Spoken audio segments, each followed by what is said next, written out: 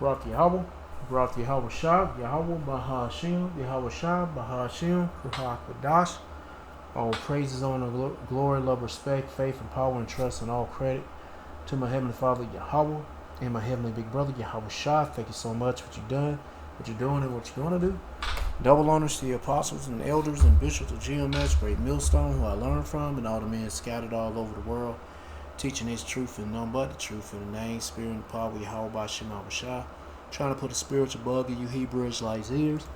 You so-called blacks, Latinos, Hispanics, Native Americans, Seminole Indians, and you speckled birds. And what is a speckled bird? That'd be a Hebrew Israelite that look like some of the heathen nations, like, for example, a Hebrew Israelite that look like a so-called white person, a so-called Chinese person, etc., etc. Got some videos lined up, a whole lot of them, of all these plagues that the Lord bringing upon His whole earth. I'm going to play these videos. I'm going to get into the scripture my best ability, say whatever I got to say through spirit and power, Yahweh by Shema Shah, the Holy Spirit, the Kurhak, the Dash, Lord will be on me. Let's get it. Asian longhorn ticks are spreading, and they're now in 27 U.S. states. Now, this tick reproduces asexually, and it can lay up to 2,000 eggs without a mate.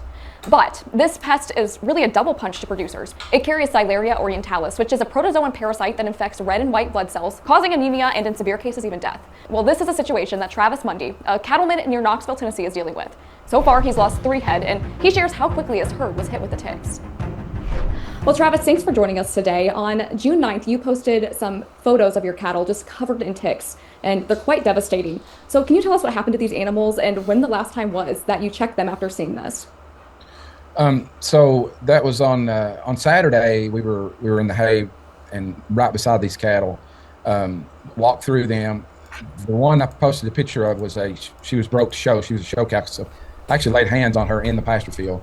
Tuesday, the guy, Damn. at least this farm from, called and he says, "You have a heifer laying out here." So we came out here and that's how we found her, just covered in ticks. And Monday driving through her, you couldn't see any on her. And Saturday, I actually laid hands on her and never saw a tick or anything. And we did have them tested, and it was the Asian longhorn tick. On every farm, every tick we got was that species. Have you ever seen ticks like this before? Man, you know Esau is doing this shit. They are doing this shit. Your pictures are unbelievable. They are doing this shit. This shit ain't natural, bro. This shit is genetically modified fucking ticks released. Anyway. Never. My dad said they had them. But these are the plagues of Yahweh Shema Shah too, because, you know, he controlled these damn devils. Esau on the higher level, not the lower level, but even the lower level. But Esau on the higher level, he's controlling these niggas to make these genetically modified ticks run amok on the food supply, from the livestock, all that shit, man. You want to pray like heaven, Lord, have mercy on you. 30 or 40 years ago, we were in the dairy business and had them pretty bad one year, but nothing like that. It's still bad. Like you can walk to the gate to open the gate out of the side by side, and you'll have God damn, that cow got fucked up. 5 or 6 crawling up your pant leg. Its first U.S. detection was in New Jersey. I know them damn ticks getting getting fed well, bro. Shit. Oh boy, this where my playlist at? Here you go. Got some more videos. About the Chattahoochee River. Food prices hike drives inflation. I'm gonna save that. And I'm gonna save. Oh, I already got videos about that. I'm gonna save this one too. Let's see if I can add it into the playlist. Cause Arizona, say Arizona closed. Yeah, Arizona, they got a late close because of entire fish population dead. Oh, am I? No, I ain't coming to that yet. But this video about what's going on in Australia, I assume is in Australia, talking about the bird flu spread. Concerns over the possible spread of bird flu from one state to another as 2 dead birds are being tested for hantavirus in South Australia. A local resident reported the subantarctic animals to authorities at Fowlers Bay Beach on the Eyre Peninsula on Monday morning. The discovery follows 2 birds testing positive to the virus in Western Australia, more than 1,200 kilometres away. How the hell you know? How they can say this? Well, they can say anything. They can say anything. It's just like they found on sea lions, affected baby sea lions, 13,000 that was infected by the bird flu. Nigga, please, them niggas that shot them damn birds. My birds, them sea lions. They did something to them sea lions. Anyway, it's question about this devil, but this he's still a damn devil, and play still must continue on. I just wanted to say whatever I got to say. Authorities are I'm just tired of this fucking place, though. awaiting the results, which will be determined in the coming days. Yeah. An Arizona lake remains closed after low water levels killed all of the fish in it. The San Carlos Reservoir is about 160 miles from the valley. It's been closed for almost 3 weeks now. But now 12 News journalist William Pitts is learning the problems are being caused by more than just the drought. It's because of Esau Edom, so-called white man. But he's not white. He's raised a baby dick sucking Jewish faggot nigga. What happened? Well, now it's because of the drought. Probably pissed in the water. Shit. And that would kill the fish first and then the drought came. I don't know. San Carlos Lake has gone down quite a lot, but take a look at these before and after photos. This is 2023, when the lake was in pretty good shape. But look what happens when I show you 2026. The Ooh-wee. That shit dry as a bone looking. lake almost disappears. The water level has gone down to almost nothing. Video of the lake from the Gila Herald shows what's left. Those aren't rocks. Those are all dead fish, washed up on shore from what used to be San Carlos Reservoir. Yeah, when all that water dries up, it's just the oxygen or whatever builds up. Hey man, the plagues are building up. It's gonna get fucking worse out here, bro. This last winter was catastrophically horrible. I mean, we've had some bad winters in the last 20 years, but this past winter was the worst we'd ever seen. Rhett Larson is a professor of water law at Arizona State University. Why are we talking to a lawyer about dead fish? Because the issue at San Carlos Lake is both environmental and legal. It's been a really bad winter. There's a lot less runoff, so it's a bad drought year. But there's also a legal component of it, which is there's required legal releases from Coolidge Dam that have to go to downstream farmers who have water rights. He says water law works like this. The first people to sign up get their water first. That's how San Carlos Reservoir works too. The oldest water rights wanted their water, and that started to drain the already low lake, which killed all the fish in it. They'll say, hey, you guys have got to open the dam, let water come down to me, and nobody else who has a junior water right can get in the way of that water. So what happens with a place like Kearney is, if you're further back in line, when there's not enough water for everyone, you're the one that takes the cuts. And I'm trying to figure out why these niggas put dams up in the first place. Control the flow of the water. I don't understand. Whatever. Learn more about water law than I ever. And that's why I don't know where in the scriptures, but you know these niggas change everything up. The landmass, they blow up mountains, they fucking block the fucking river or water stream. For what reason? They just do things. These devils just be doing shit they don't even need to be doing. Wanted to know. It's not a challenge that I was looking to face. That's Kearney Mayor Curtis Stacy a few months ago. I mean, if that was a problem with the land flooding, why the hell you living in that area in the first place? Anyway. When the town started warning people, they were running out of water. The town gets its water from the Gila River, which is fed by the San Carlos Reservoir, and they're at the bottom of the water rights list. Data from the U.S. Geological Survey shows the lake levels drop all the time, but this year is extremely low, and it may be the new normal, a smaller lake for the same amount of water rights. So why don't they just adjust the agreement to match the lower lake levels? There's no need to re-adjudicate it because we're still adjudicating it. There is something called the Gila River General Stream Adjudication, which was started in 1974 and is not over yet. And this court proceeding is now older than I am, and I'm 47 years old. A 51-year-old court case with no end in sight. Meanwhile, the lake is still closed with no date to reopen or any idea when there might be fish again. William Pitts, 12 News. There's a Harbor Freight store in your neighborhood where we sell hard-working tools that all... Watch the... Hold on. A story that we reported on during some very heavy rainfall. There was a fish kill incident at the Chattahoochee River. It happened along a 20-mile stretch last month. Once again, it came after just days and days of heavy rainfall. So the Atlanta's Department of Watershed Management says that it is launching an internal independent investigation into what caused this. What happened here on the Chattahoochee River? They still question this shit. And they said it was about putting too much wastewater in the too much shit water into the river. I don't know. Well, officials released a video message sharing what they've learned and what they're hoping to figure out. Hello, my name is Greg Irely. I'm the Commissioner of Watershed Management for the City of Atlanta, and I'm here to give you an update on the fish kill investigation that occurred from a significant rainfall event on May 20th. So we want to make sure, above all else, we're not out to try to prove it wasn't our facilities that caused this fish kill, but to prove what did cause that fish kill. Once we can figure out all the factors that played into that, we can solve for those problems. Do we add additional equipment? Hey, when they find out what was the reason, which they already know, they ain't gonna tell you about it. They gonna just make up some shit. Do we add additional automation that can get our plants up and operating more quickly? Do we gather more data and more sampling so we can pinpoint any kind of other toxins that may have got? Alright, anyway, I'm gonna hear this shit. Why does this shit keep doing this? The damn playlist keeps going away when I go on full screen and I minimize or go out of food. That, yep, it's doing it. I don't know why. I don't know why. We need to stop doing that shit. Let's get this volcano video. Watch the very moment this Guatemalan volcano erupts. There's rocks! Terrified tourists and hikers running for their lives as debris rains down. Run! Spewing ash, gas, and... Now, wait a minute. Was this shit already active? So I'm like, why? Anyway. molten hot lava rocks. And look at these dumb niggas. Look at these dumb niggas. Why this shit is active now? They're playing with the rocks. Oh my god! Some oh of my god, this shit burning my clothes. I'm gonna laugh about it. those rocks even hitting hikers, burning holes in their gear. According to the Guatemalan tourism officials, the tourists were summiting the Fuego volcano. Seismologists say it's one of the most active. They were summoning, like they were calling on to do something. Yeah, okay, well that sounds like to me they wanted to test the Lord. They wanted to try the Lord out, you know what I'm saying? Because the Lord waking up these volcanoes. They want to try to wake them up. Well, all right, you got what you had for. Lord saw some fire to your ass, some flaming rocks to your ass. In the world. Stupid fuckers.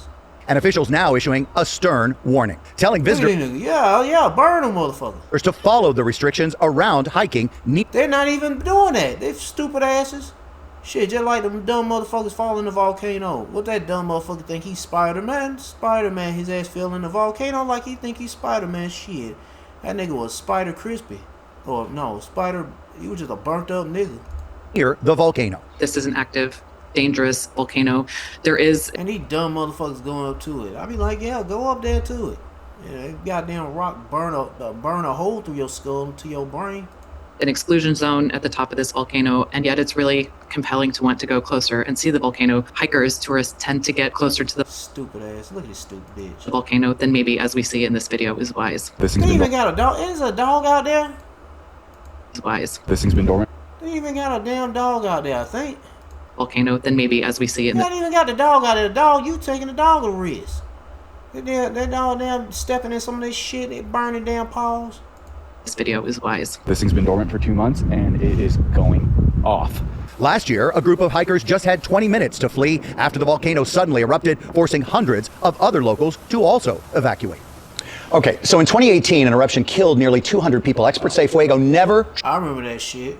Boy, that shit came hard with all that damn ash and such. And I don't know what else. I can't remember in a while back, but I remember some of that shit was active. And there was a lot of judgment on you Israelites in Guatemala. Truly rests. Lava flows and eruptions can happen without warning. Now, there is no official hiking ban here, but it is not recommended to hike there. Be on alert. Yeah, dumbasses. Apply for a HELOC with Citizens Fast Line and go from application to offer in... All right, if you're like us, you might have gotten this USGS shake alert sent to your phone. It's just like, it's like, why would you want to travel up to a active volcano? It makes no fucking sense. It's like, hey, let's go walk into the middle of a shootout. Let's just walk into the middle of a shootout. I don't know if that's a good example, but it's just absolutely fucking stupid. That an earthquake has been detected nearby. You just want to walk into some dangerous shit. We're learning new information by the minute here. We have not noticed any shaking in our studio here in Sacramento.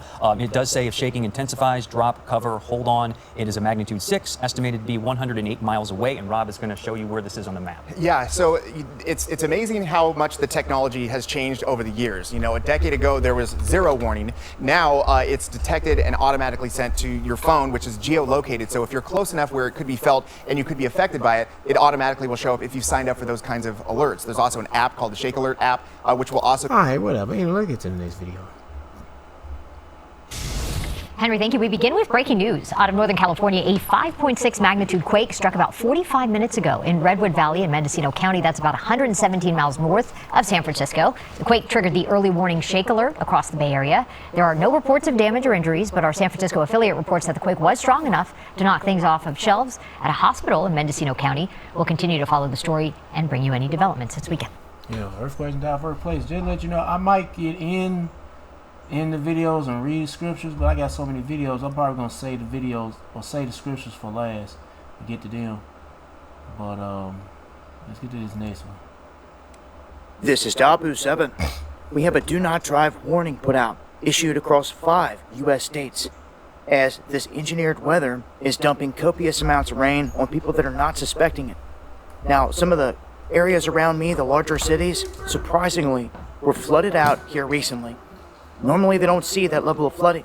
Other areas in the mountains, in the hills around it, seen rain, but not the flooding like they seen in these bigger cities, which was odd. All kinds of people on Facebook sharing that Lexington and Kentucky was flooded out, all these stores, and people were largely unprepared. They were getting caught left and right. So they're actually putting out this do not drive warning across 5 states, again, because this engineered weather. This is not the weather of old. This is definitely torrential downpours.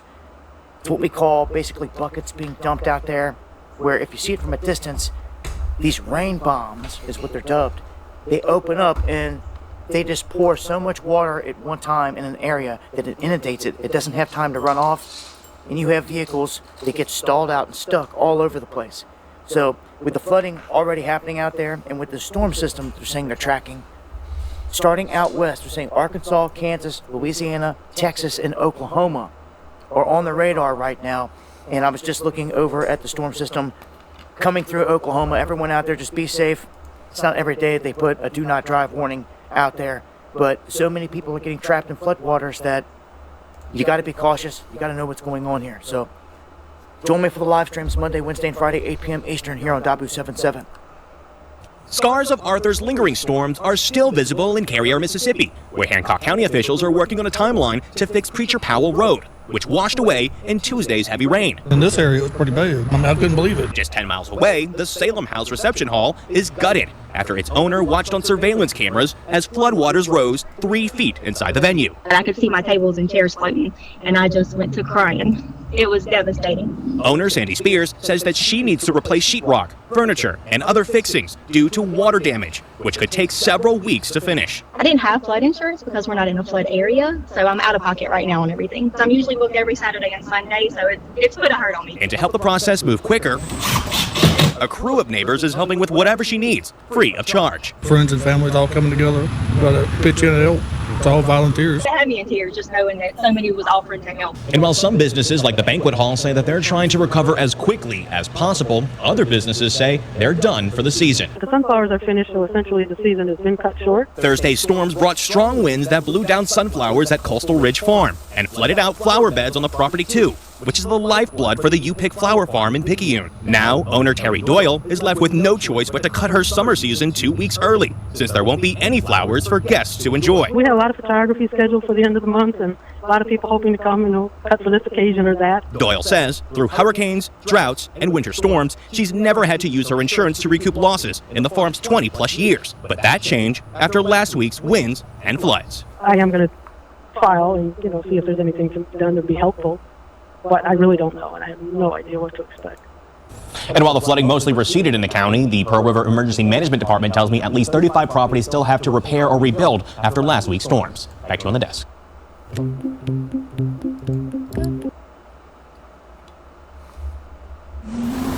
Over the spring, we wanted to say goodbye.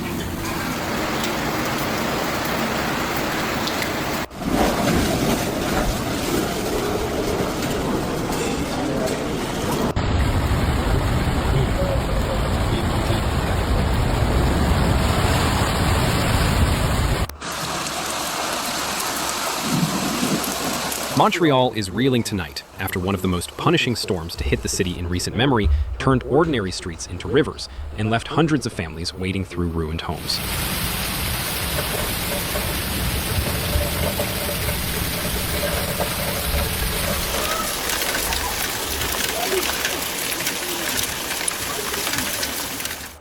In just a few hours on Saturday, a wall of near-stationary thunderstorms parked itself directly over the West Island and the South Shore, dumping a staggering amount of rain onto neighborhoods that simply had nowhere left for the water to go.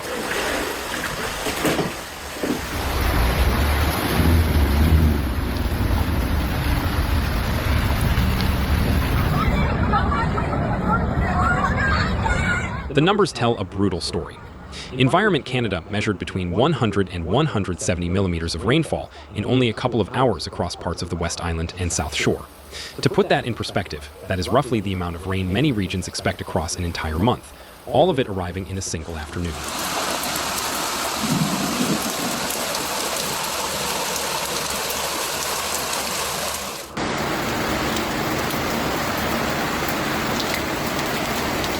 The ground was already saturated, and once it could absorb no more, the water rose with frightening speed. In some homes, residents watched in disbelief as water pushed up through the very ground beneath their floors. The borough of Pierrefonds, Roxborough, took the hardest hit.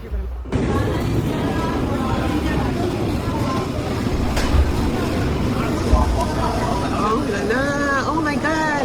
Hindi na rain. It's not rain.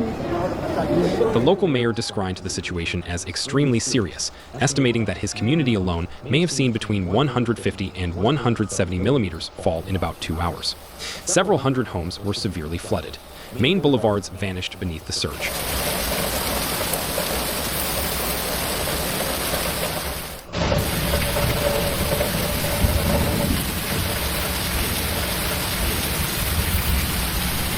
One resident said the street outside his door turned into a swimming pool, and for him the heartbreak was sharpened by the fact that it marked the 4th time his house had flooded in just 9 years, even though his neighborhood is not officially considered a flood zone.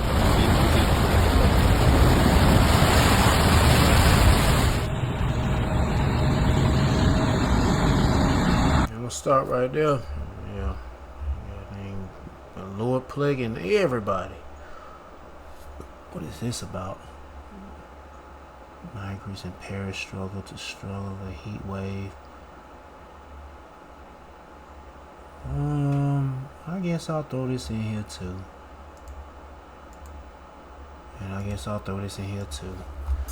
I'm not trying to play these videos at a long length. I'm trying to play as much as I can in a certain order, but it's not like, you know. Oh man, ears. Trying to daggone. I need to leave these Q-tips alone. It should kind of irritate my ears. Let me see what we got. About heat waves in Paris, France.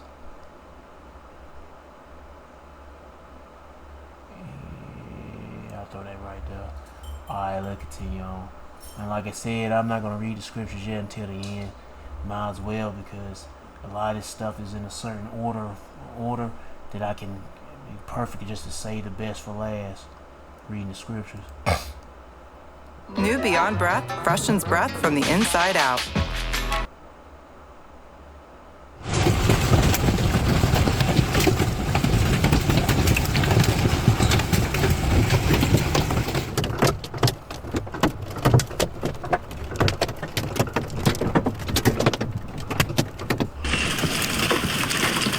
A violent outbreak of severe hailstorms has torn through parts of Colorado and Nebraska over the past several days, leaving a trail of destruction across homes, farms, vehicles, and critical infrastructure.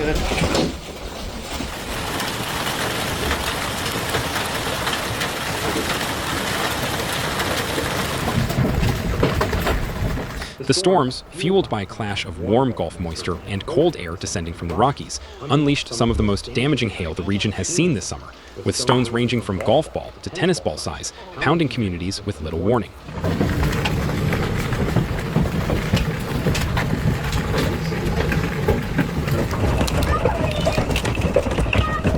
In Scottsbluff, Nebraska, the impact was immediate and dramatic.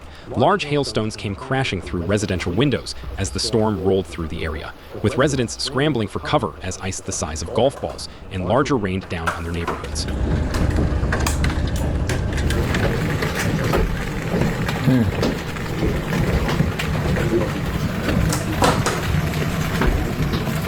Video footage captured inside one home showed the moment a hailstone punched clean through a kitchen window, sending glass flying across the room. It was the kind of scene that played out across the Scottsbluff area as the storm carved a destructive path, roughly 4.5 to 5 miles wide through the region.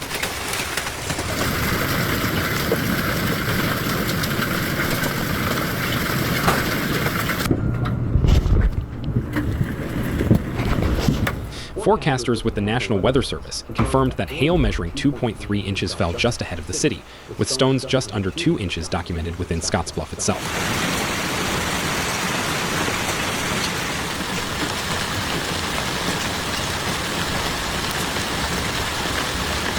Wind gusts accompanying the storm reached 60 miles per hour, adding to the destruction. Trees were stripped of branches, vehicles were dented and shattered, and rooftops across both residential and commercial properties suffered widespread damage.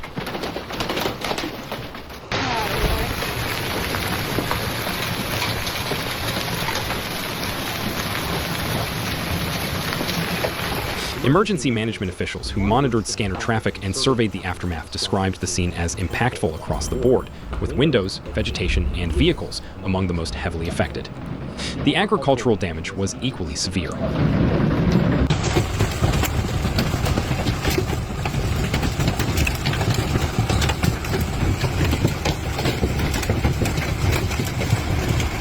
Research plots operated by the University of Nebraska-Lincoln near Scottsbluff. Never mind. It says Colorado and you might as well read the scripture. It says Colorado and Nebraska. That's in Babylon. America. I'll read this one. Let's see what we had. I just went past it.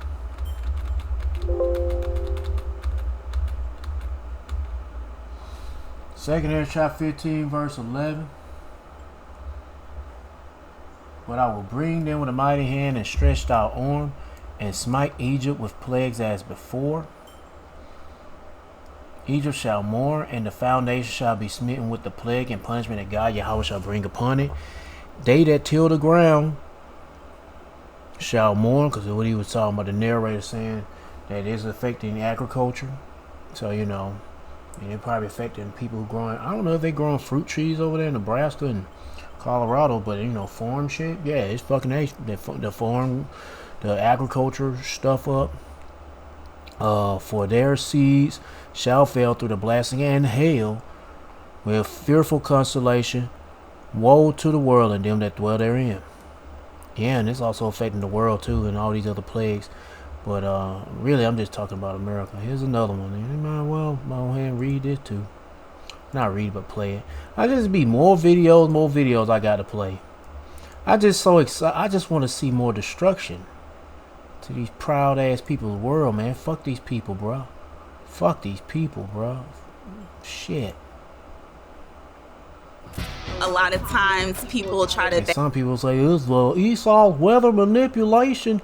Yeah, it is that, but hey, ultimately it's the Lord. So fuck all that weather manipulation shit. How about Shema Shah's plagues? Base their journeys off of what other people are doing. We begin tonight here with the breaking news. The new severe storm threat, possible tornadoes and flood watches across multiple states at this hour. The Mid-Atlantic and the East Coast getting hit. Straight line winds tearing across Fairfax County, Virginia. Thousands left without power. I know it was yesterday, but still, plays still continuing on. Tonight. Intense storms in the Northeast over the last 24 hours. Torrential rain, strong wind, and flooding in the Philadelphia area. Trees down. And at this hour, take a look at the map of severe storm threat from Texas to Oklahoma, Colorado to Wyoming. Flash flooding and large hail possible. Denver in the bullseye for potentially dangerous storms. Chief Meteorologist Ginger Z leading us off tonight. Tonight, severe storms marching through the mid-Atlantic. Heavy rain flooding streets in Norfolk, Virginia. Oh my God! This after damaging winds struck. Rain flooding streets in Norfolk, Virginia. Oh my God! This. Oh my God! Oh my God! Somebody's saying God or dog? I don't know. Dog? God? Dog! This dog? After damaging. Oh my dog! This after Oh my God! This after oh my dog! Damaging winds struck much of the East Coast Monday. Outside Washington. And you know, it's funny that God spelled backwards is dog. So they probably said dog. Washington, D.C., in Fairfax County, Virginia, straight-line winds sending trees onto cars and into homes. We've lived here over 20 years, and I've never seen anything like this. In Philadelphia, this tree crashing into 2 houses, displacing 10 people. In the plains, millions on alert for a new round of dangerous storms. This tornado rotating east of Pueblo, Colorado, Monday evening. The threat extending across the plains. Our Oklahoma City affiliate, KOCO, with the warning. The wind damage potential really starting to crank up here early in the afternoon. Storms unleashing torrential downpours, sparking flash floods. More than a half-foot of rain has fallen in some parts of Oklahoma, with more heavy rain on the way. Tulsa firefighters helping stranded drivers, pushing this vehicle to dry land. Look like the dog trying to help. Oh, my dog. Fighters always to the rescue. Let's get right back to Ginger with us again tonight. Ginger, what are you watching? So, David, just minutes ago, Dallas, Texas got added to a severe thunderstorm watch. There are tornado warnings popping just south of Amarillo. And you can see Denver and Cheyenne in that level 3 out of 5 for big hail, then damaging winds, and an isolated tornado. Flood watches still from eastern Oklahoma right to Shreveport. Let's talk about tomorrow, because a lot of the same areas will be involved in the level 2 out of 5. Denver, Cheyenne, the high plains there of western Nebraska and Kansas. But we are drier for a couple days before the rain returns to the East Coast on Friday. And a place that was I want to see all this shit. Matter of fact, here's another video about some more destruction. What is it, in Virginia? I think I played videos, I don't know, it was yesterday?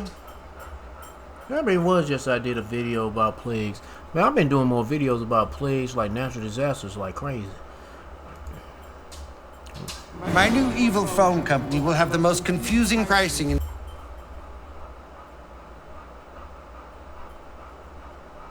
Come on, man. What the fuck?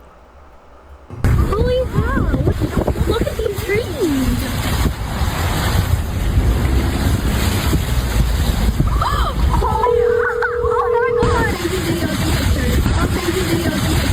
Oh my god, there's so many trees down!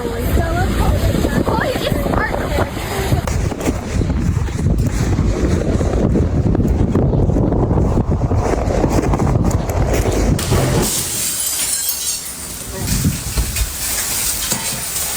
Get back, everybody, get down to the basement.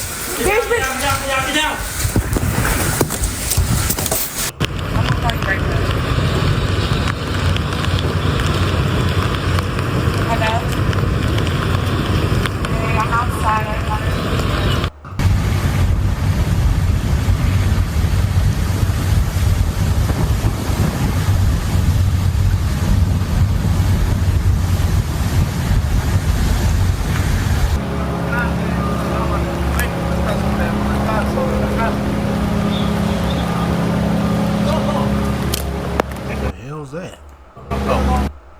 Roofing material. Which one's yours? What's that? What? No, none of my house. You live here? What? You live here? No. Yeah, they don't rip through the damn brick wall. I'm doing some tree work. Tree work? Trying to remove some of this stuff. Alright, enough of all this. Let's get to the next one. Yeah, I don't know why. This must be a glitch going on with YouTube. The damn playlist keeps disappearing. Seeking water and avoiding the sun. Oh, this ain't... Hold on, bro. 40 people drowned in France past week. Okay. Parisians are struggling with the heat. Then they saw about 40 people drown. You know what? Ah, fuck it, I'll play it. I wanted to move the video somewhere else so it'd be in a certain order, but fuck it. The city is hell when it's so hot, this woman says. Europe is baked. Yeah, actually, I will move it. Yeah, talking about heat waves, but I'm like, I thought it was talking. It said drown, but I'm like, where's the talk about people drowning? I don't know. Anyway, let's get back to these storms, tornadoes. Whether you're a professional technician or simply... There are severe storms moving across the Northeast at this hour. More than 60 million Americans under alerts tonight for dangerous winds, thunderstorms, and possible flash flooding. Heavy downpours and winds gusting up to 70 miles per hour from Washington, D.C. up to Philadelphia. That system then pushing into New York after deadly tornadoes. More than 50 reported tornadoes, this one right here in Dix, Illinois. And there's a major fire still burning in Los Angeles at this hour. A state of emergency now declared. But first, the severe storms moving into the Northeast, and Chief Meteorologist Ginger Z leads us off.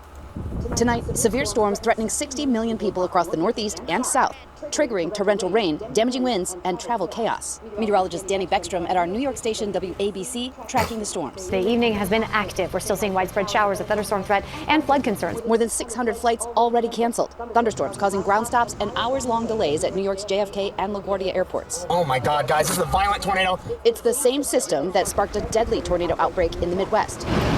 More than 50 reported tornadoes tearing across 9 states since Friday. Man, I love to see power. That's power right there. Esau be trying to harness that shit. Yeah. But I love to see that kind of power. I don't want to be near it. I like to have the power to create, and the ability to create that type of stuff. Yeah, and that day will come if, if I be faithful to Yahweh Shema Shah and grant me the power to be a God.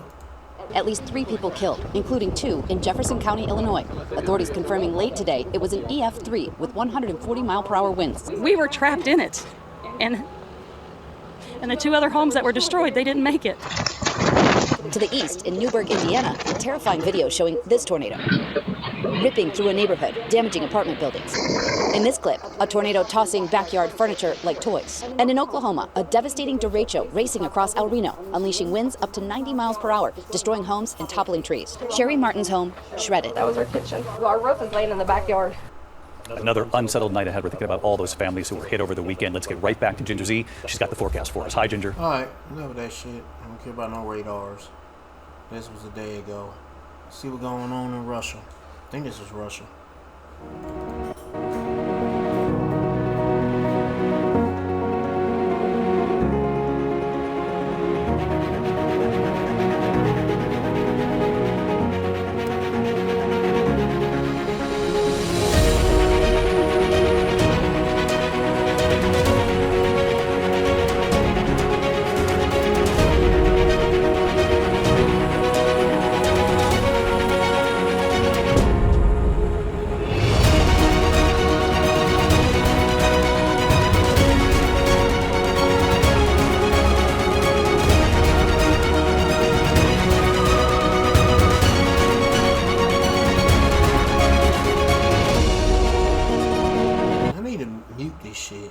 I might get a copyright strike. Or a copyright. No, I ain't gonna get no strike. Fuck that shit.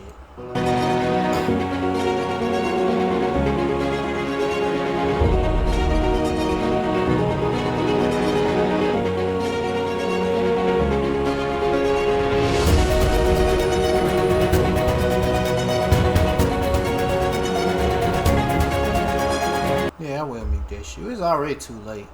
I just don't want to hear that music right now.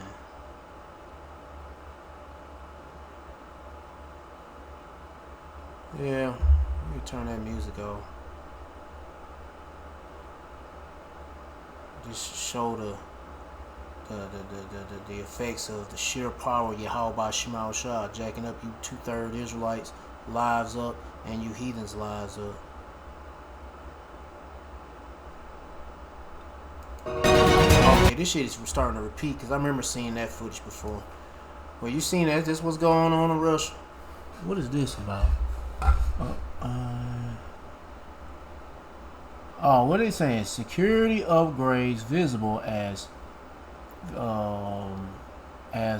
surveillance systems added near the Washington. Hold on, added near the Washington reflection pool. Why would they add more security? What they trying to say? Somebody I think they said somebody tried to vandalize.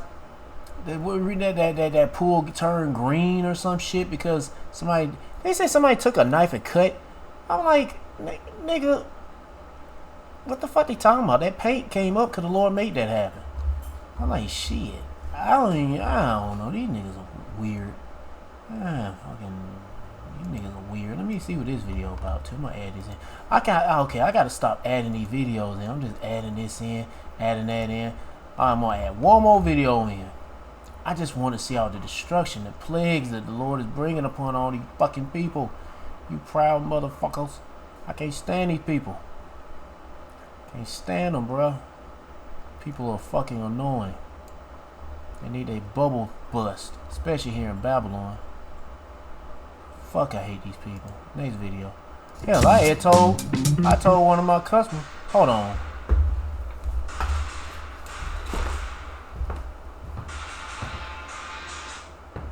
Boy, them damn scam callers.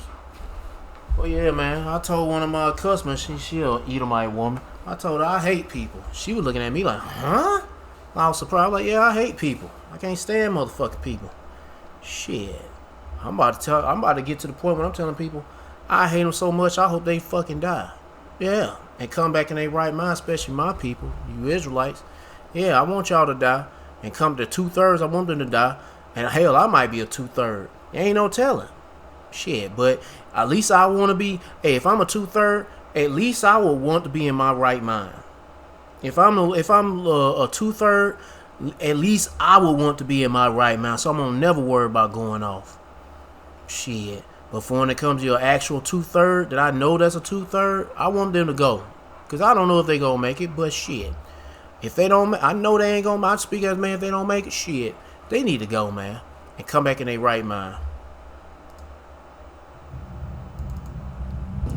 Power, bro. That's that power.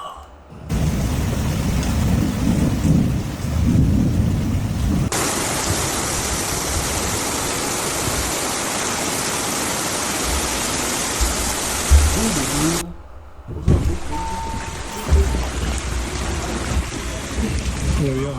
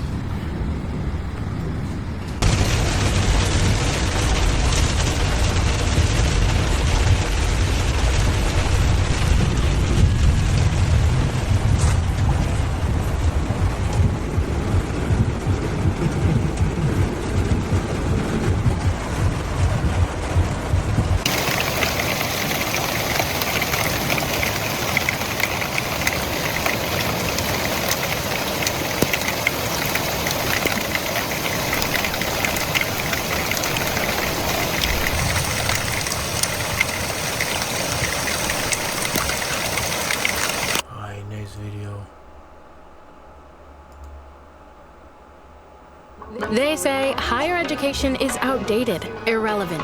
But at Grand Canyon University, we shatter the status. Now at 5, as wildfires burn all across the state of Utah, we are live on the Juab, Utah County line with the very latest and a live look at the iron fire.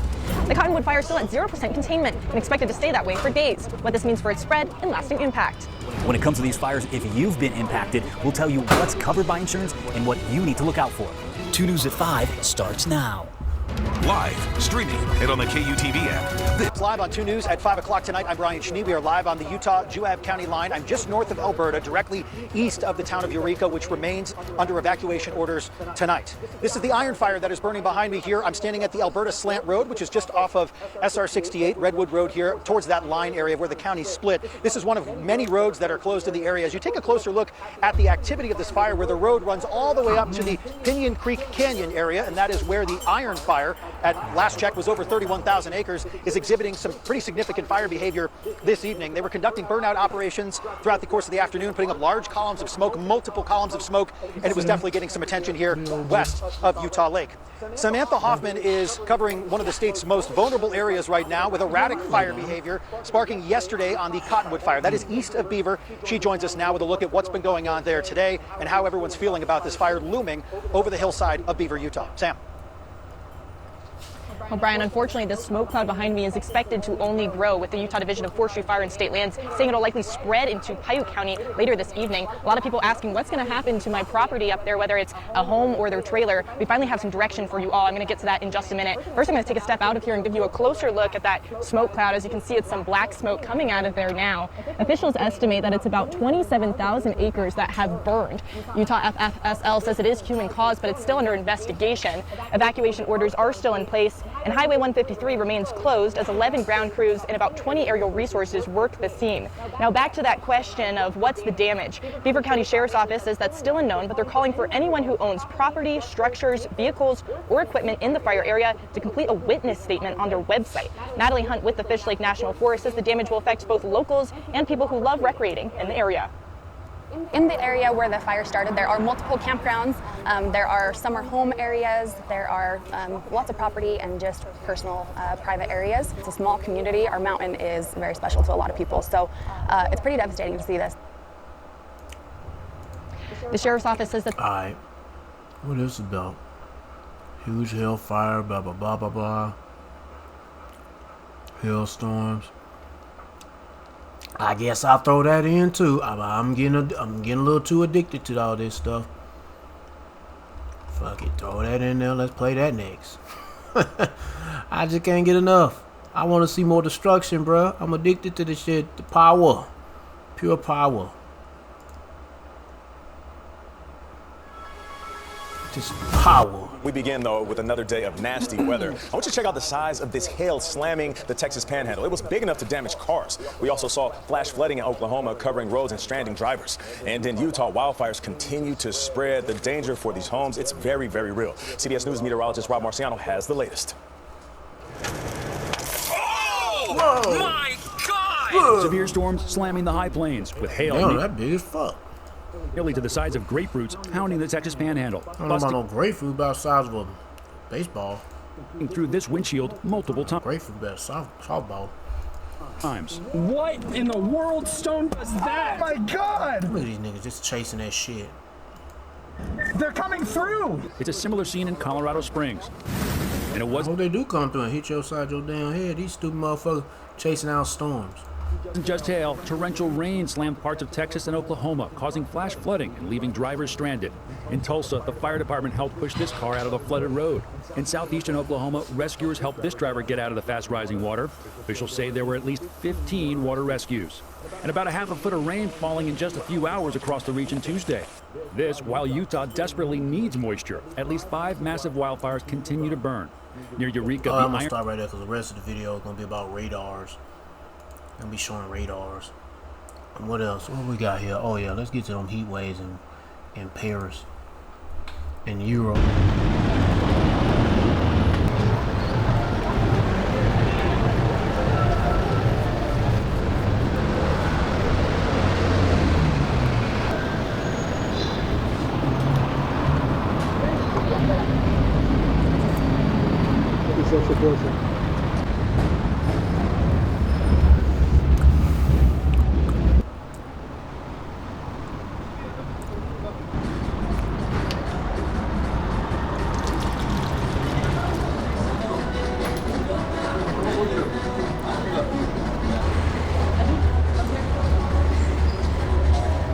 دور گرمی شده 40 درجه دیگه زیر خیمه تحمل شده نمیشه دیگه زندگی کردن نمیتونه سخت است و دولت هم هیچ کمک نمیکنه برای ماجرا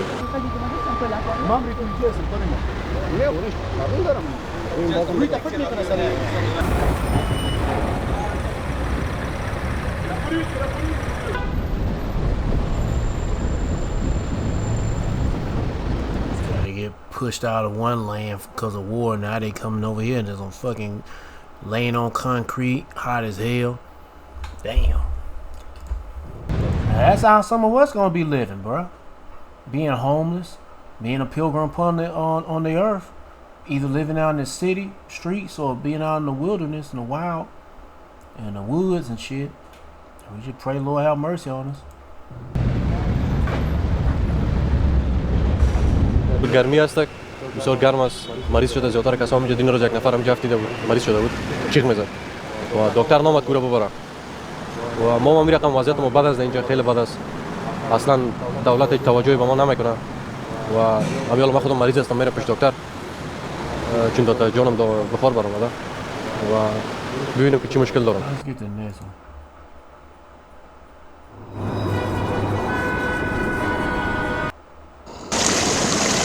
Seeking water and avoiding the sun, Parisians are struggling with the heat. The city is hell when it's so hot, this woman says. Yeah, all that damn concrete. Europe is baking. On Monday, parts of France saw their highest recorded temperatures. Over the weekend, authorities temporarily banned public alcohol consumption to encourage hydration. How can they do that? Well, that's public drinking, I mean, yeah.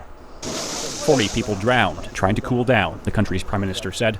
6 people also drowned over the weekend in Germany. It's a bit too much for me. I'm going to stay inside mostly, which feels like a bit of a sad thing to say. In the future, it's going to be, if they don't embrace like things like air conditioning, or it's going to be really hard for people to live here in the summer. Londoners, too, struggling to stay cool.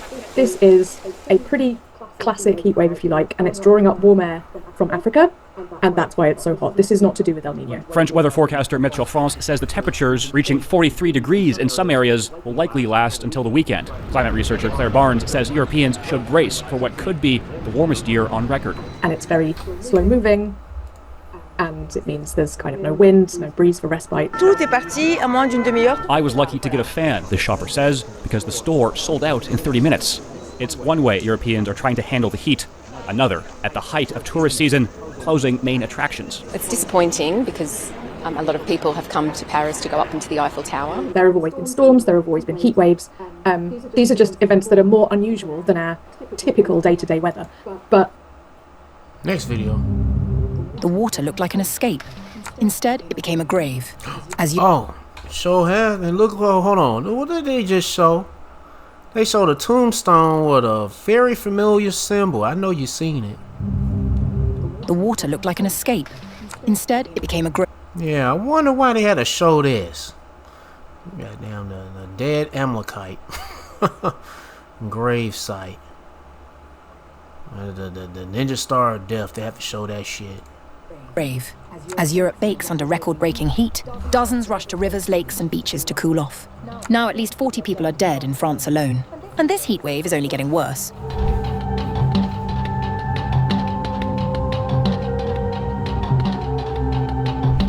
The water was supposed to offer relief. Instead, across France, it has become that judgment. Shit, people taking a dip to try to stay cool and shit. Instead, the shit got they drowned. Graveyard. 40 people have drowned. Damn, 40 people.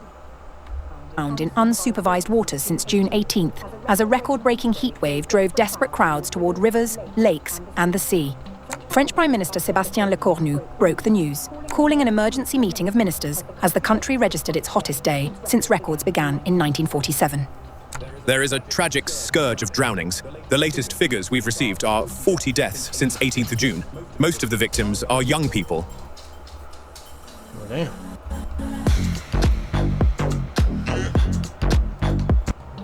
In Pissos, the thermometer hit 44.3 degrees Celsius. Bordeaux recorded 42.1 Celsius, one of many cities seeing unprecedented values for any month of the year. 54 French departments now sit under red heat alert, with overnight temperatures the hottest on record since 1947. The heat has reached into daily life in ways few expected. The Eiffel Tower shut its doors 8 hours early on June 23rd. The Louvre will close 2 hours early from June 24th through to the 27th, admitting in a statement that its historic stone walls were never built for a warming world. Officials in the Paris region have urged residents to work from home and avoid rail journeys altogether, warning that the tracks themselves cannot withstand temperatures above 50 degrees. In the southwest, engineers at the Golfech nuclear plant shut down a reactor after river water used for cooling crept past safe limits. Climate scientist Claire Barnes traced the cause back across the Mediterranean to a stalled mass of hot air. Yeah, anyway, I'm surprised them folks ain't complaining about data centers being built up over there in that area. They be sucking up water. They say they need water, but they gonna need it bad. Nah, they'll tear that bitch up if they build a data center in the area where they need water. What is this about? Ah, fuck it. I already played enough about fires in Utah. Let's play this one. Come on, damn it. Tens of millions are facing dangerous conditions this morning as a record-breaking heat wave sweeps across Europe. In France, it was the hottest day on record. Icons of Paris, the Eiffel Tower and the Louvre had to close early to keep tourists safe. With hundreds of schools closed and trains cancelled, crowds are flocking to lakes and rivers to beat the heat. But that's caused a surge in drowning deaths, 42 across France and 6 in Germany in the last week. And in Europe, AC is not that common. I haven't stopped sweating since the second I woke up this morning. It is so humid. There is no AC. There's no unlimited ice water. Really, you're just living on fans. I would just need to suck it up and pull yourself up your bootstraps. Experts warn of a dangerous heat dome looming over continental Europe, trapping hot air and allowing temperatures to build. Spain, Italy and the UK all sweltering. Rome, one of 15 Italian cities under a red warning, the highest weather alert possible. And in London, the changing of the guard has been cancelled for the rest of the week. It's a bit oppressive, I must say. Now, it has got as high as 111 here. I know it gets hotter in some parts of the States, guys, but we don't do air conditioning here, so this is a struggle, and it's just going to keep going. Yes, it is, and that's what we're going to talk about, James, because in Northern Europe, it used to be a place to escape summer heat, but not lately. Whether you're a seasoned golfer, Sure ain't going to be escaping this judgment with plagues from Yahweh Shema Shah. What the hell is this? Oh, I didn't want to play that. I don't even know what the hell this is doing up. It's about robots and shit. You know. Anyway, or humanoid robots, cyborgs and shit. And that little weird ass bitch. I think she Northern Kingdom. That little weird bitch playing this Wednesday. That little weird ass dyke. Let's get to the next video. Heat warnings are in place across Europe as the continent faces record temperatures. Half of France is under a red alert and just recorded its hottest night since records began. Parts of western France climbed to 42 degrees Celsius, or not white, he's red. Or 107 degrees Fahrenheit on Tuesday afternoon. Authorities are taking steps to keep people out of the sun, including closing the Eiffel Tower early. At least these niggas gonna be getting damn skin cancer. 40 people have drowned over the last few days while trying to cool off. In the UK, temperatures are expected to rise in the next 24 hours to above 35 degrees Celsius or 95 degrees Fahrenheit. A red warning for extreme heat comes into effect starting now. That heat, and there's a storm, that shit is some intense. Yeah, I played that video with all that lightning. That makes all that lightning storms more intense with all that heat. 9 a.m. UK time on Wednesday across parts of England and Wales. I remember was it back in 90, I don't know what year it was. We were down in my dad's hometown, and my cousin was there, and he needed to get back up to Atlanta, so he hitched a ride with us when we were leaving to go back to Decatur. And then it was like an hour and 30 minute drive. And what happened? Yeah, storm was coming up, but that shit, it was no rain, but it was damn hot as hell, and it was lightning like crazy out there. I mean, at that time, it was back 90, 95, 90, probably a little earlier there. I can't remember. Shit, I'm driving that old ass Volvo. Shit. Anyway. I'd like to say the heat is part of a wider pattern of man-made climate change. Our climate editor, Justin Rowland, has the say? It's a man-made climate change. Yeah. This report.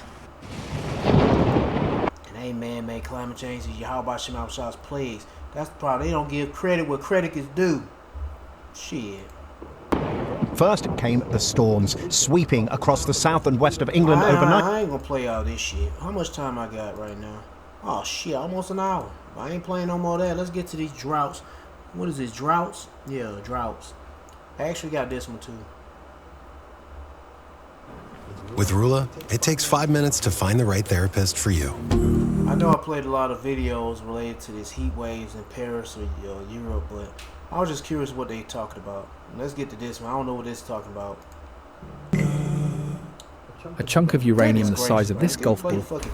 Millions of Americans right now are in the line of fire when it comes to heat. Look at this. It says extreme heat risk map shows 30 states are bracing for triple-digit indexes. What's happening right now is concerning because we are seeing currently in France, they are going through this heat wave where people are struggling. Some people are actually suffering through heat exhaustion. Others have actually lost their lives. So obviously it's a concern. But even France has said that they were ill prepared for this event. And right now, they're going through power outages. According to experts, they say what France... So that means they're going to have to cut down on their electricity. We're going to have to do some scheduled blackouts, brownouts, power, all that shit. Yep. Hope this shit coming to America. Fuck this shit, man. Cut the power off on these people. Is going through today. Damn right. Cut the power off these people, these proud motherfuckers. Is something that the United States could experience very soon. I want to read this to you. It says a federal heat risk map is warning that large parts of the United States could soon face dangerous, potentially life-threatening conditions, with forecasters projecting triple-digit heat index values across dozens of states in the coming days. Can I just damn, I just thought about it. Is it summer yet? I believe so. Let me see when this summer starts. When does summer begin? Oh, it's just now. Okay, a couple days ago. So now we're officially in summer. It felt like hell. I thought, I don't know. I don't know why I was thinking it's like July or August right now. Well, anyway. Says extreme heat remains the deadliest form of weather in the United States on average, and federal agencies stress that prolonged exposure to high heat index values can quickly become dangerous. The combination of heat and humidity not only increases the chance of heat exhaustion and heat stroke, but can also worsen pre-existing health conditions, particularly for older adults, children, and outdoor workers. Yeah, that's a concern. Want to show you something though. Watch this. The central and eastern U.S. are being hit by a prolonged extreme heat wave. The National Weather Service expects tens of millions of Americans to experience the hottest stretch of weather so far this year. The main areas affected include Texas, Oklahoma, Kansas, Missouri, Illinois, Ohio, Pennsylvania, and New York. In some places, high temperatures are reaching 95 to 105 degrees, with heat indexes topping 110 degrees. I mean, it's strange that we experienced those numbers before, but for some reason it seemed like it's hotter than, like, say, back in the 90s when I was a kid playing, out in the, playing out baseball and all that shit. Yeah, we knew it was hot. It was like 90 to 100 degrees. But for some reason, I don't know why, but it's just this time, I guess because of getting old, or either it's just it's something else going on. It's been, I don't know, but whatever. This heat wave in the different about this type of heat. Central and eastern U.S. isn't just typical summer heat. It's a heat dome, like a lid. And probably what's creating the dome is all them chemtrails. Yeah, blocking. I don't know. Just keeping shit trapped. That's what I'm assuming. But anyway, all that constant spraying, all that shit.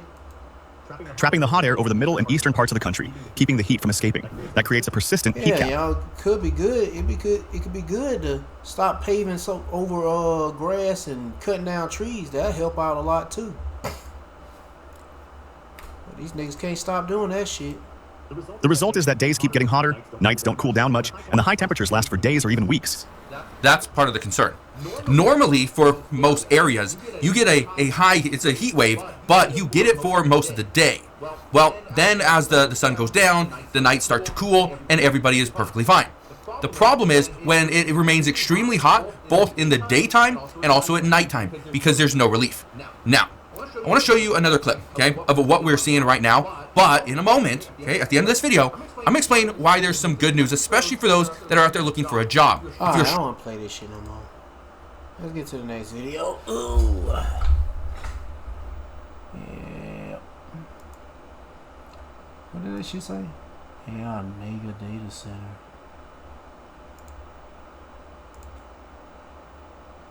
No matter how long you've been living with HIV, harvesting began early for these regulars who've come to pick their own produce. It's less of a struggle for us. In the cool of the morning? In the cool of the morning, it's still better, much better. But this year, walking the rows, they've noticed with the heat wave, the vegetables are a bit scarce, or rather they're very small, but that will change with the vegetables. It's not a big deal. A cauliflower, well, for one person, but still, it's better than nothing. To realise the extent of the damage, you have to come at the end of the day, after Patrick Pierre's vegetables have spent 15 hours in the sun, like this battered broccoli.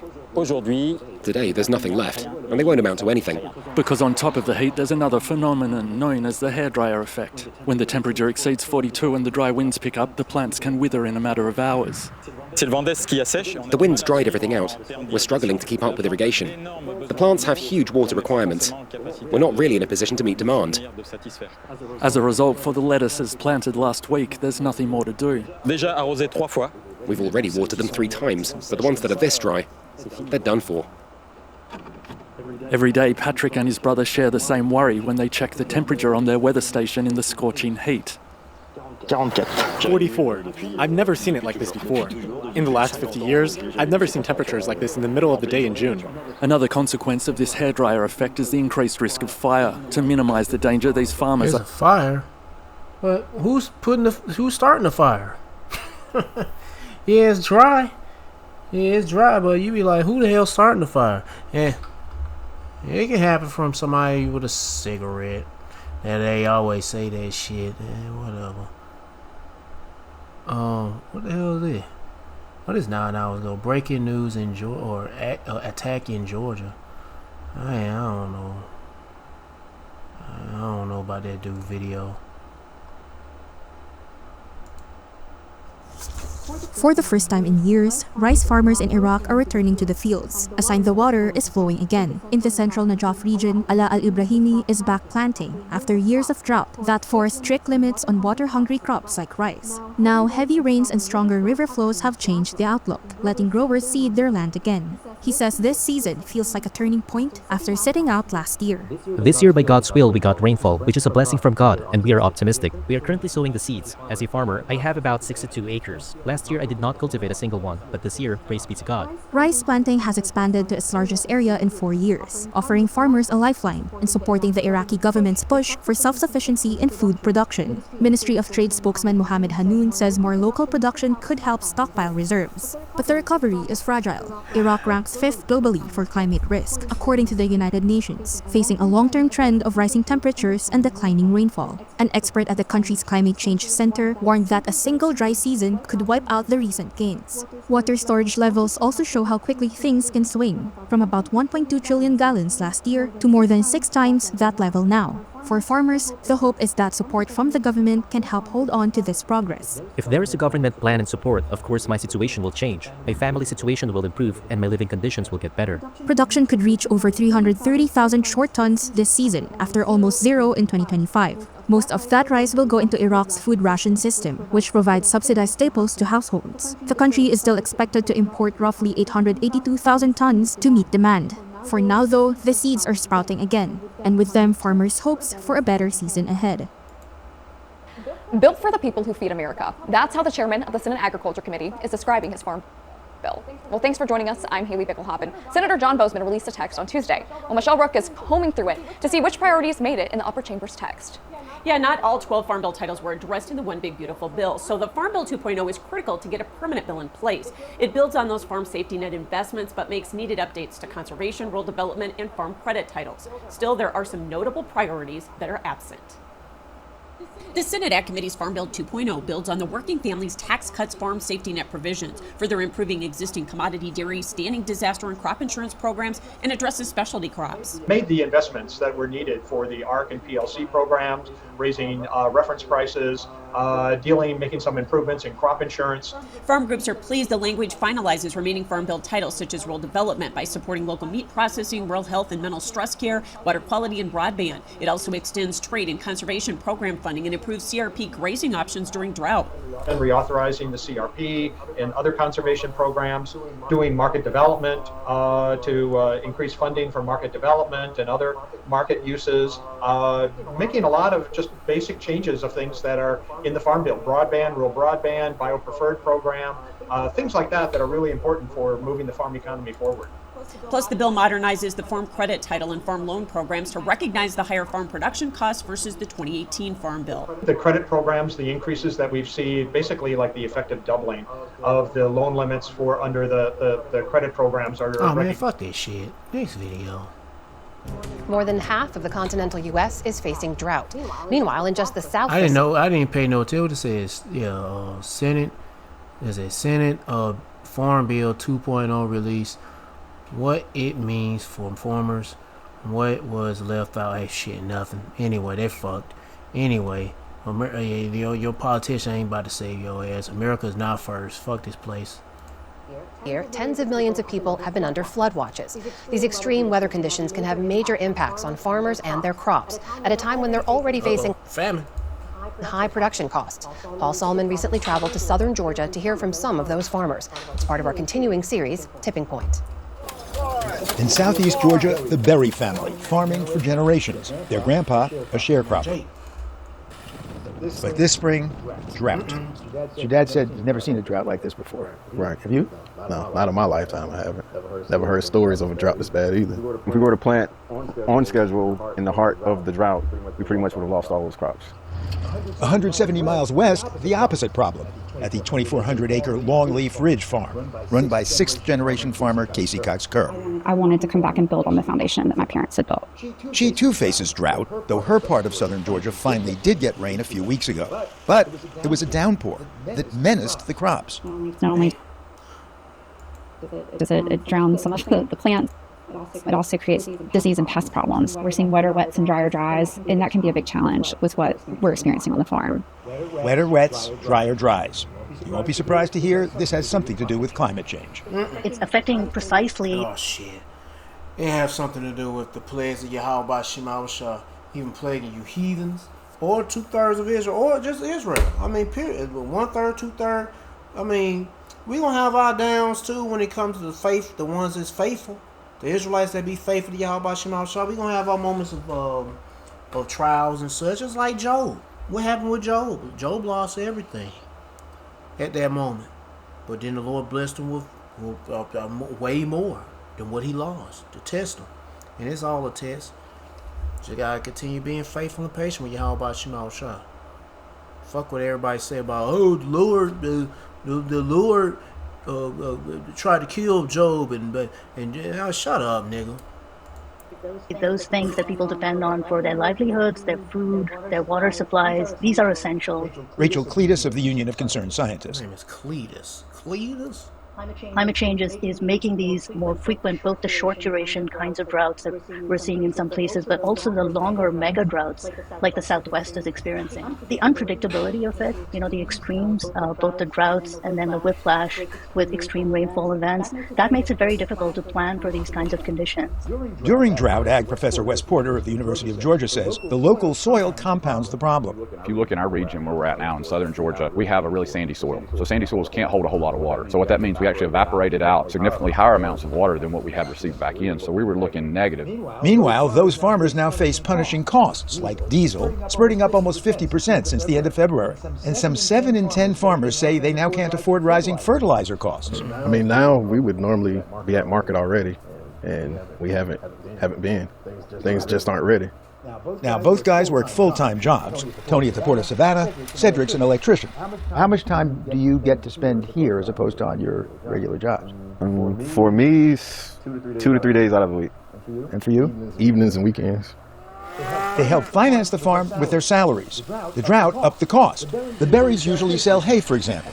Had to hold some of it back to feed their cattle. Their own pasture parched dry. $10,500 in lost sales. Fertilizer, fuel, those things like that. That money would have covered that for sure. Is that $10,500? Is that a substantial hit? Yes, sir. I mean, if you want to give me $10,500, I ask you that question.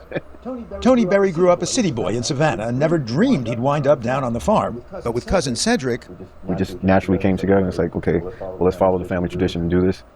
Back across the state, tradition brought Casey Cox Kerr back too.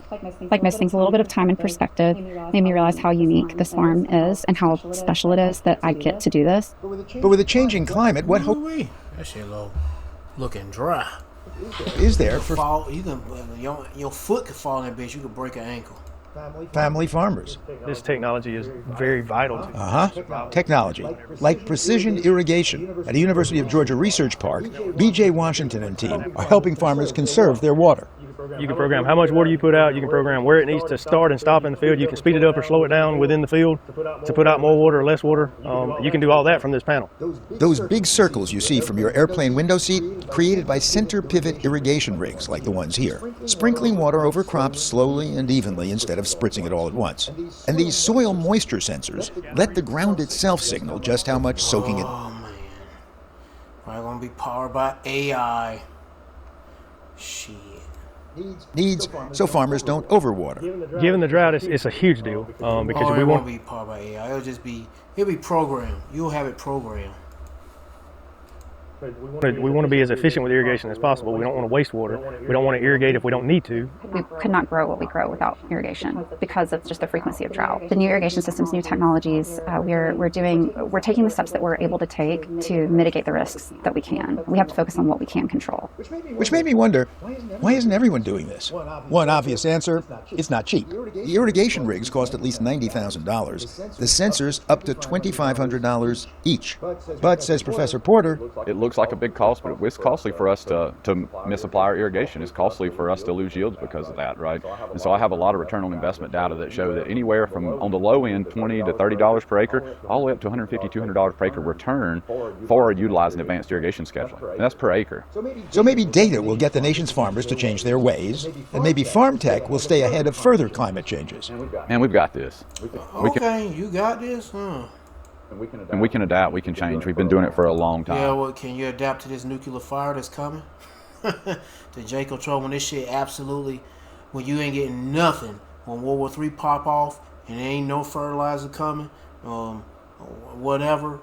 The way we farm today might look different the way we farm in 100 years. But I'm hoping this year or maybe next year it's gonna be totally different from. Well, anyway, it's gonna be totally different. The work we're doing today is helping build a foundation. And in the long run, Rachel Cletus says, there are policy steps worth considering. We should, as a nation, not leave farmers on their own to deal with this, whether they can afford it or not. We've got to invest. We have to make sure that farmers are aware of the options that might be there and that they get grants or low-cost loans that they can maybe install some of these technologies on their farms if they need them. Meanwhile, the berries keep on pushing, without pricey technology, leaning on a tradition older than the farm. We do put faith in our good Lord that He will provide. That's right, bruh. But do you know His name? You got to know their names. Their names. Now, it's not one Lord, it's two of them. Yahweh, our Heavenly Father, and Yahweh Shah, our Heavenly Big Brother. It's two entities.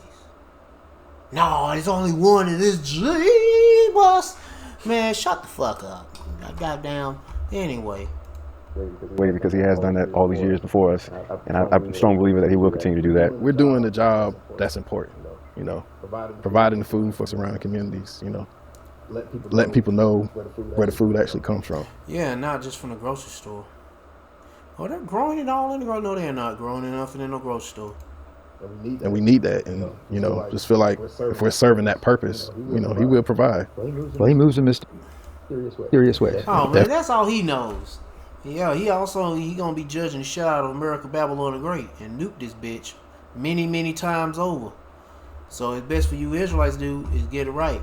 And He plaguing the shit out of this place too. He moving in a mysterious way, Bill. It ain't no mystery of what the Lord is doing to America, Babylon the Great, and the rest of the world, because the rest of the world is a mystery to them, but it's not a mystery to us, because we clearly see why the Lord bringing these plagues. It's judgment, punishment for the wicked. And you know, I'm talking and saying all this stuff, but I'm wicked myself.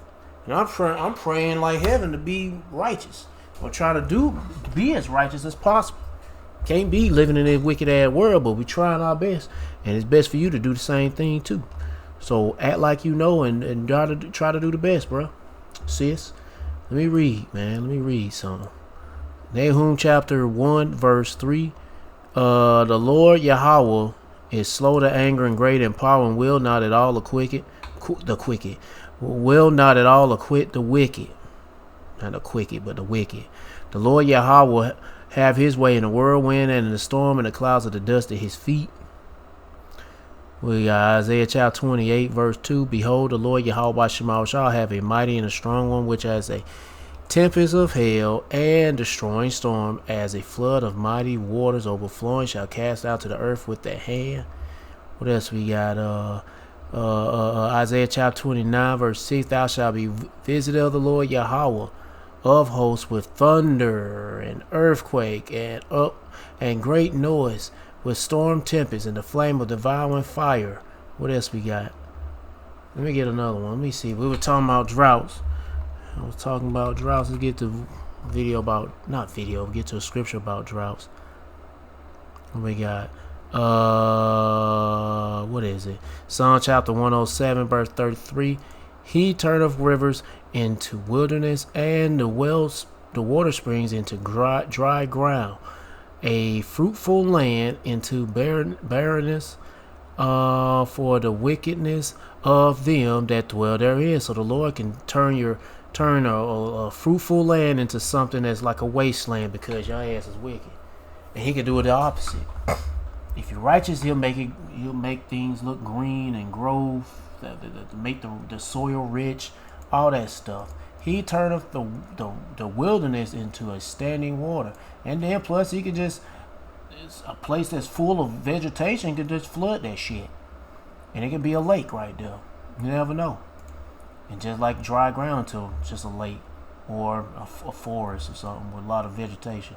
And dry ground into lakes, water springs. And there he maketh the hungry to dwell, that they may prepare a city for habitation. So yeah, everything is done by Yahweh Shema Shah, not by the universe. The universe is done. Like, shut your ass up, nigga. Jeremiah chapter 50 verse 38, and this is America. A drought is upon her waters, talking about America, and there shall be dried up, for it is the land of graven images, and they are mad upon their idols. This place where people worship all their funky ass heathen gods, and these niggas doing all this praying, they getting their ass whooped by the players of Yahweh Shema Shah, and they mad at their idols, because their idols ain't doing nothing for them. Yep. And that's not just in America, that's all over the world. These niggas here praying on Allah, Buddha, and Jeebus, and they ain't doing shit for their ass. But if you do, hey man, you seeking Yahweh Shema Shah, hey man, if you got that understanding, it's like say them Jakes as farmers. You got to understand times are looking bad, but we all gonna go through some things, and they gonna always be about great. You know, it's like the story about Job. Job lost everything, but the Lord reward him with much double. If so, yeah, double or triple. I don't know how much I know the Lord gave him more than he had before. So I mean, the only thing you need to do is stay faithful to the Lord. It's gonna get rough. Believe me, it's gonna get rough. It ain't gonna be no easy walk or easy journey to get to salvation, bro. But it's gonna get better. First, it's gonna get worse. Then it's gonna get better. Let me see what else we had on that list. Let me see what I had. I had the droughts. Oh yeah, water. You know, water's basic necessities. It's the chief thing for life. What's that? Ecclesiastes chapter 29, verse 21. The chief thing for life is water. That's the point. But I'm gonna keep reading. And bread, and clothing, and a house to cover shame. But the chief thing in life is water, because water is everything. Water is needed for your bread to be your food, clothing. Yeah, because you ain't gonna always wear synthetic clothes. Even the synthetic stuff is you gonna require water to be for that synthetic stuff to be made. But like your actual like cloth fabrics like cotton, wool needs water. Wool you need to give your sheep water so they can stay hydrated and keep growing all that wool. Yeah, on their body, so you can cut it all off and sell it and turn it into some kind of a fabric or some kind of a jacket or some shit. Anyway, or sweater. What else we got? We got floods. Got that talked about that. Pestilence. Yeah, I even talked about pestilence. Wasn't much pestilence. I mean, you had the ticks, but yeah, pestilence. What else we got? Man, I'm tired. Heat waves. There ain't no scriptures on no heat waves I have, but it's still plagues though. Regardless. Famine. Yeah, I get to that. The heat waves causing famine, lack of water causes famine. Hell, even if you're getting a lot of rain and it's flooding out and bringing disease, that's causing famine of bread. Famine of bread. When I keep saying famine, I'm talking about the bread, not of the word. But that's coming too. The word. Yeah, censorship, all that stuff. Ezekiel chapter 5 verse 16. When I shall send upon them the evil arrows of famine, which shall be for their destruction, and which I will send to destroy you, and will increase the famine upon you, and will break your staff of bread. Oh, what else? Oh yeah, well, what else it had? There's another scripture. I don't know, where did I look up? Where I found this at? They that till the ground shall mourn. Yeah, I read that. There was another scripture about I think that was it. Yeah, 2 chapter 16 verse 23. And the dead shall be cast out as dung, like doo-doo. So people gonna be bodies laid out everywhere. And and there shall be no man to comfort them. For the earth shall be wasted, and cities shall be destroyed. There shall be no man left to till the ground or to sow it. Yeah, no farmers. And no folks there, they showed in that last video, the woman, the Edomite looking woman, she going through it. Them two Jakes, cousins, they going through it. There's a whole lot of farmers going through it. And then when they going through it, hey, guess what? You people gonna be going through some serious famine. Especially, oh man, diesel price going up, fertilizer going up, and that causing the food to go up, and you won't be able to hardly afford the fucking food. So that pretty much that's gonna be famine for you because you can't afford it. But then you can go and steal it. But I don't advise you to do so. But people gonna be stealing the food. That's not gonna be needed. If you in this truth, don't you steal that food. Because if you do, the Lord gonna get your ass. But it's still gonna go down. People gonna be desperate to do anything, even enough to eat themselves, their children, their pets, or somebody else that might look delicious. And yeah, there's a walking down piece of turkey leg. That's a big old turkey leg. I'm gonna get that motherfucker. There ain't no turkey leg. That's a human. And people gonna resort to that shit, famine. Woo-wee. It's gonna get crazy out here. What else I got? I did talk about famine. Talk about dry, the heat waves, floods, high winds, thunder, pestilence. I think that's everything. Let me get one more scripture, and then I'm gonna close it out. And man, I'm gonna play. Man, I've been playing this game for a minute, man. Was it Undisputed? That's the only game I like playing. I like knock these motherfuckers out. Mostly is the computer. I don't have it online. I don't like playing games online. I can't stand that shit. I used to, but I don't even do that shit no more. I can't stand the fucking people. Remember I said I hate people? And boy, I really hate these fucking people. Proud as hell. Proud ass people I cannot stand. The shit talkers. Them cracker ass Edomites. Nigger. I got your fucking nigger. Fucking nigger. Gonna give you a rude awakening, letting you know that, yeah, you the real nigger. Your own people fucking up this own planet. They fucking you over. Fucking you over out your money, your wits, and whatever the hell else. Second Ezra 16, verse 37. Behold, the pledge draw nigh and are not slack, as when a woman with child in the 9th month bringeth forth her son, with 2 or 3 hours of her birth great pains compares a womb, which pains, when the child cometh forth, they slack not a moment. Yep, even so shall not the plagues be slack to come upon the earth. And the world shall mourn, and sorrow shall come upon it on every side. So these plagues are hitting people from the left to the right, to the up, to the down, to the north, to the south, to the east, to the west. And you want to pray like heaven, the Lord have mercy on you when all these plagues intensify. Because it ain't going to be no lie. It's going to intensify. And it ain't going to delay or slack or tarry. Nope. It's going to bury a lot of people. Or cause a lot of people to get buried, I meant to say. But anyway, that's all I got, man. Stay prayed up, Yahweh Shema Shah, and stay faithful and patient with him. And seek the Lord by seeking his prophets, and take heed of what to say, and try to build a spiritual mental relationship with Yahweh Shema Shah by praying Yahweh Shema Shah, praising Yahweh Shema Shah, worshiping Yahweh Shema Shah, fearing Yahweh Shema Shah, and repenting to Yahweh Shema Shah. To all the men out there pushing this truth and nothing but the truth in the name, spirit, and the power of Yahweh Shema Shah. Keep on preaching, keep on teaching, keep your faith and trust strong. Yahweh Shema Shah, stay humble. And for you few sisters out there taking heed, keep your faith and trust strong. Yahweh Shema Shah, stay humble, stay in order with your man. If you ain't got no man, stay in order. Yahweh Shema Shah, peace and blessings to the hopeful elect, and all praises to Yahweh Bahashem, Yahweh Shah. Shalom.